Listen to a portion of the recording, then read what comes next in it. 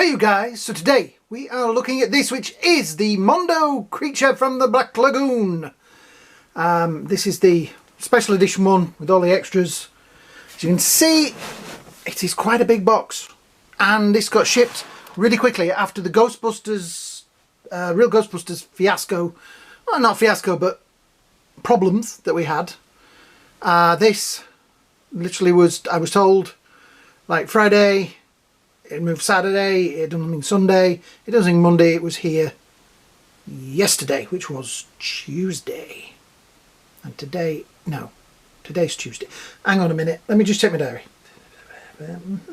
Today's Tuesday. So yeah, it got here Monday. Anyway, I've lost track of days. So yes, this is, I think, kind of a really subtle bit of packaging because the box is completely black. But it just has that there.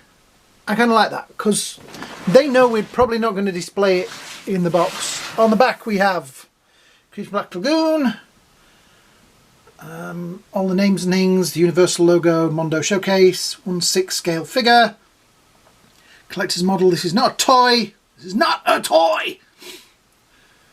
Yeah, all those names on there. That created this Universal Monsters Creature from Black Lagoon. So I'm going to put this on here now because I'm going to show you how the box opens. So some nice magnets on there, and there we have the creature itself. So let me read this out and I'll do it slowly. The last of the classic Universal monsters, the Gillman, debuted in Universal's black and white 3D film Creature from the Black Lagoon 1954, directed by Jack Arnold. I already got it wrong. Written for the screen by Arthur Ross and Harry Essex, the movie was inspired by a real-life legend that stuck with producer William Alland, half-human, half-fish creature hunting the depths of the Amazon. Actress and animator Millicent Patrick created the iconic Gillman design, while the suit was constructed by Jack Kevin and worn by actor Ben Chapman for land scenes and Rico Browning for aquatic scenes. With breathtaking underwater photography and sci-fi myth-making for the atomic age, Creature for the Black Lagoon captured the imaginations of a new generation of Universal monster fans. An endearing influence on the modern storytelling, Creature lives on as an essential ecological fable with a beloved figure at the heart of its conflict, the missing link between man and the natural world. Mondo. I have to say, as I've grown up, when you watch the film, do you see the creature as the victim or the villain? I've never been sure. I kind of see, it's a tragedy. It's a little bit like Phantom of the Opera. The original version of the Phantom. The Phantom is not the bad guy. He's just Miss Tret. Anyway, we're reviewing Creature from Black Lagoon. So yes, there we have in his plastic form. I guess we slide that out. So there's one tray with a tray underneath and a tray at the back. This is the heavy tray.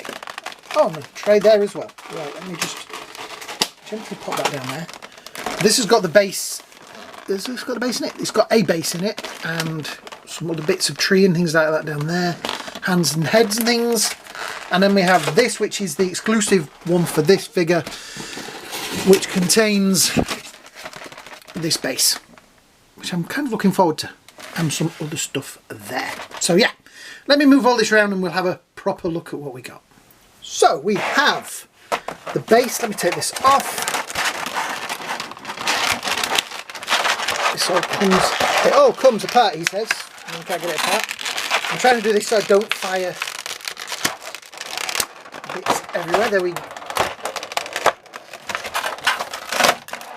Well, I fired some bits. Right, pop that down there.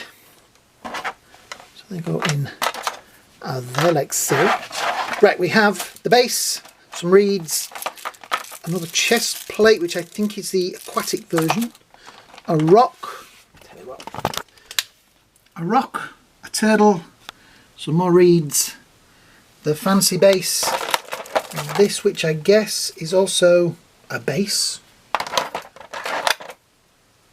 Little things. Oh, I know what that is. Right, so we have the spear gun. Oh, cool, that's kind of cool. You have the spear gun. I'm going to wrap this.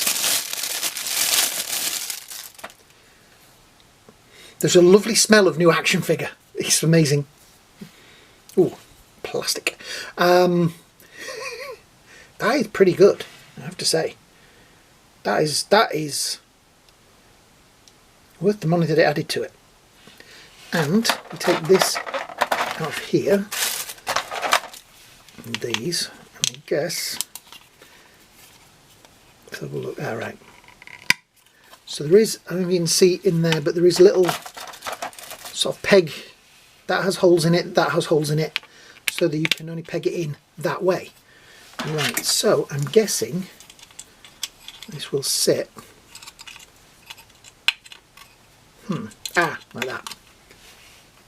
That is pretty cool. Oh, I like that. That is nice. That's going on the shelf. Sometimes you get extras and things and you think, well, they're just going to sit at one side, but that is going to be part of the display, isn't it? Right, we have the base. I'm not screwing those up too much, because with the aquatic bit there and some holes. Right, let's pop that there. We'll take that out and we'll pop that down there. Here's the reeds, stone, the turtle, the little turtle guy.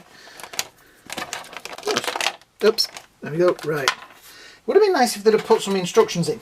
So I'm just going to have to guess, because there's just no pictures. But it does look like they've put kind of peg holes in places, so things will only go in certain spots. That goes in there. That's not going to go in there. That going to go in there. That goes in there. That goes in there.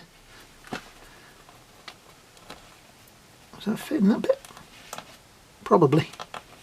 And then I'm guessing the turtle just kind of sits like that. I like that. It's nice. And I like the fact that they've made it so that things will only plug into certain holes. There's a gap there, so I'm guessing there's more. Yeah, there's more reeds and things, but yeah. Sorry, I'm just going to go back to that and just show you how nice that actually looks. Look at it. They didn't need to do that. They didn't need to make a stand for that, but they did.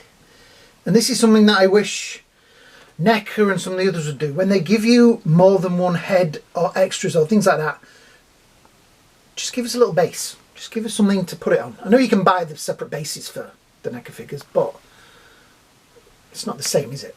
Right, let's shift that out of the way a sec and have a look at that. So there is the little turtle guy.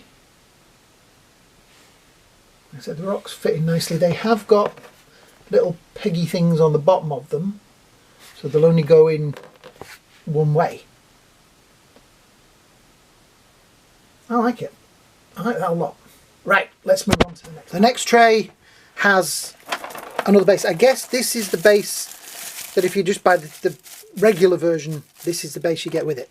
There's some more reeds in there as well, and a tree branch, but I'm guessing this would be the regular base if you don't want to use the fancy.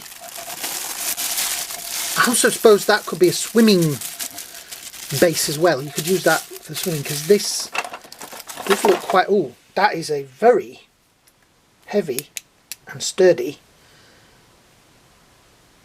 base rod. That metal, that's going to hold some weight. That screws in, that has in the end, so I guess you pop that out of there, and in some way you're going to get that into there.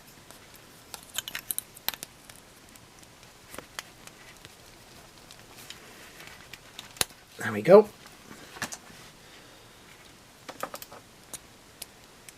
And that back in.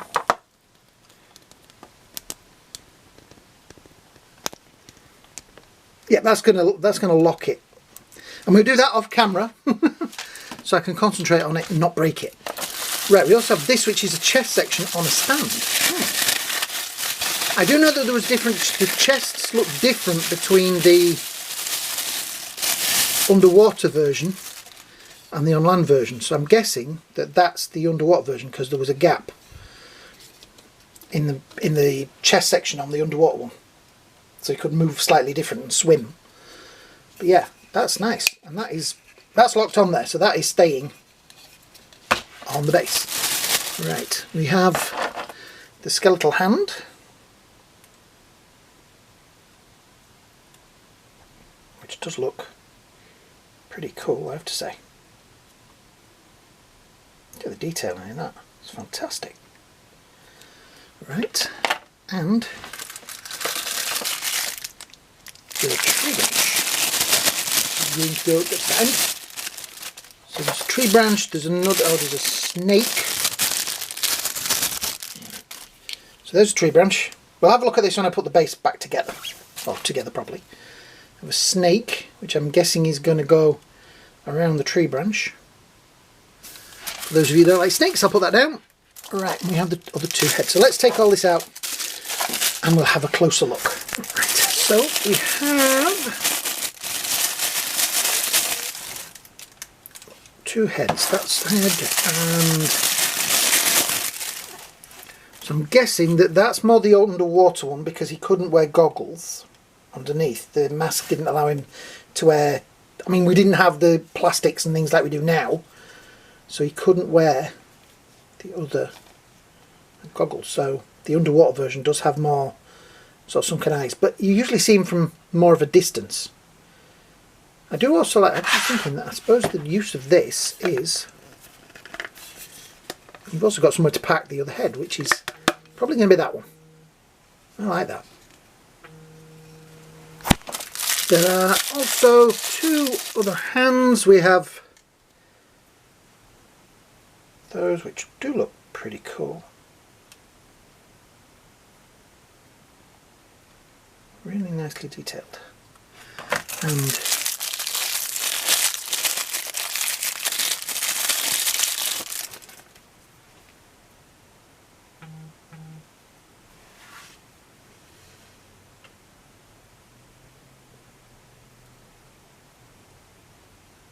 which is very nice.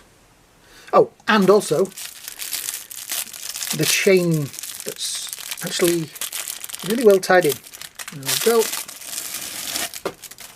So you can add the chain to his leg. Yeah. Don't think I'll be using that. But anyway, yeah. So yeah, some interesting extras. Here he is out of the box, and wow. To me, they've got this one right.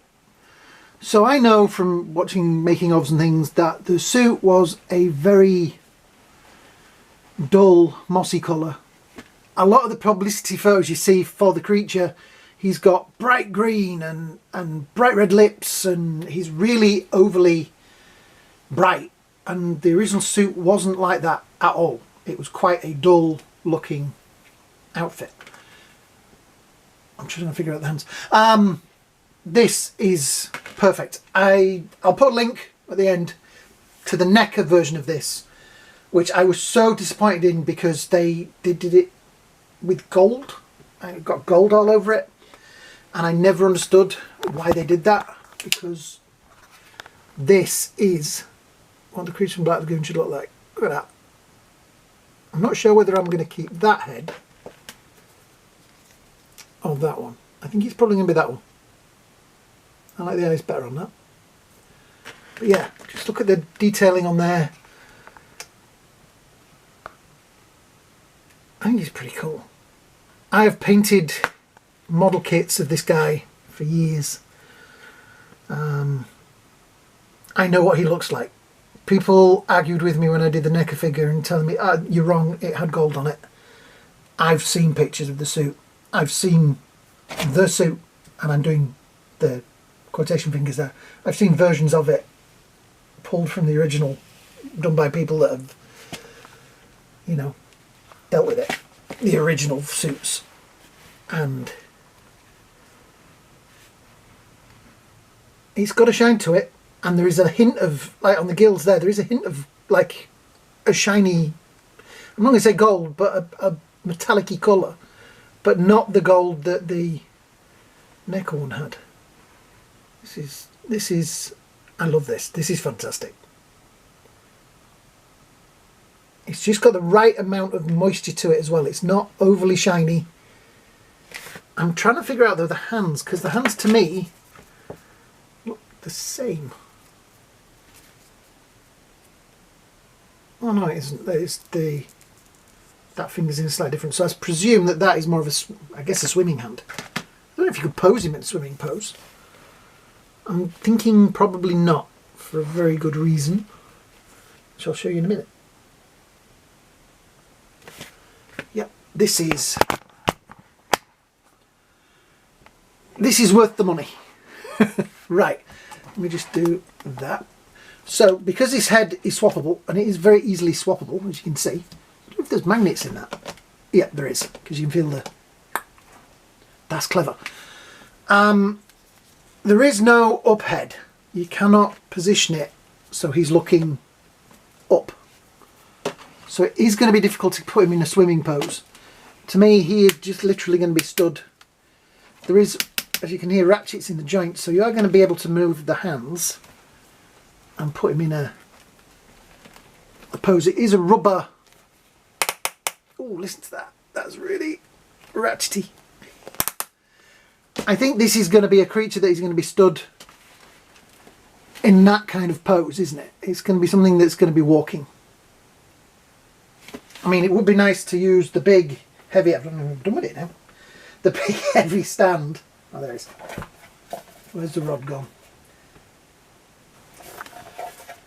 I mean, this is a pretty cool stand, as you can see, and it does screw in really nicely, but I think I may end up using this for a different figure. I mean, you could try and put him into a swimming pose with that, but like I say, oops, sorry mate, the problem is you cannot tilt that head back. There is crunch in that middle there, but you can see it's kind of forcing the body there, and I don't want to damage the rubber. So yeah, I think he is going to be a stud in a... Move one leg slightly forward and one leg back. There we go. Something like that.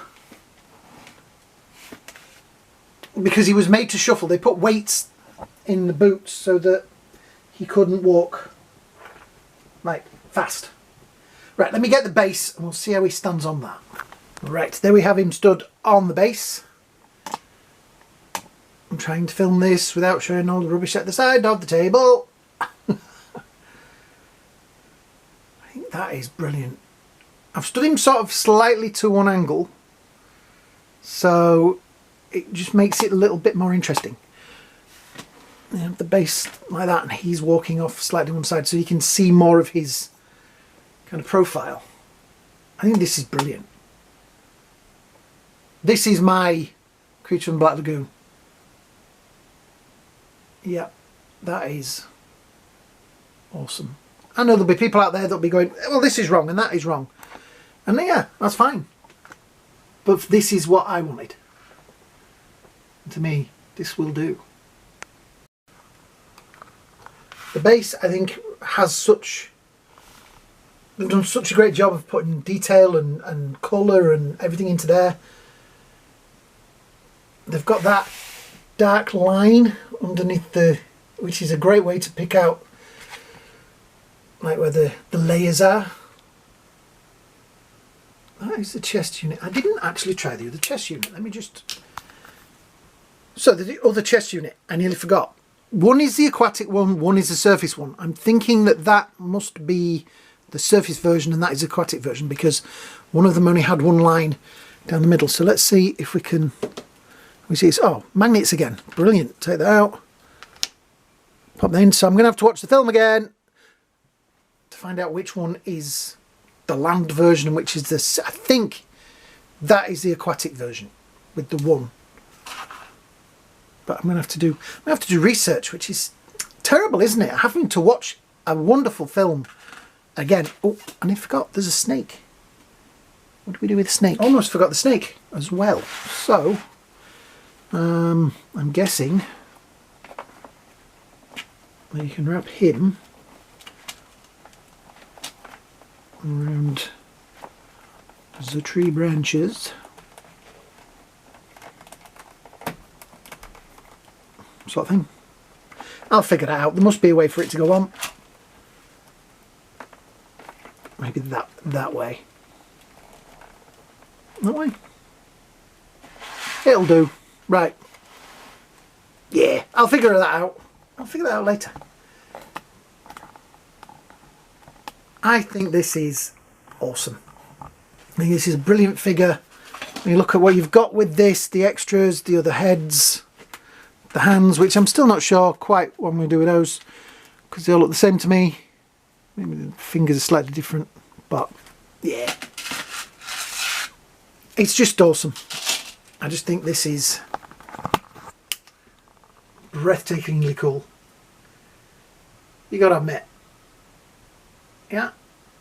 Let me know in the comments underneath exactly what you think of this thing, because I think he is brilliant. And the eyes. That has the same chest as that had. Interesting. So yeah, what do you guys think of it? Let me know in the comments underneath. Thank you to everybody that subscribed. Thank you to everybody that has liked and enjoyed the video so far. If you've enjoyed this one, please hit the like button down there. It really helps. So does subscribing. So does all that. So we tell you at the end of every video to do this, but we're going to tell you to do it again. I also forgot that we've got the stand with that on. Yeah, this is a breathtaking piece of kit, and my new shelves, the strip, it's that, I don't know what you call it, Dexon shelving, it's that shelving, and the strips are up. I've just got to now go and buy the shelves.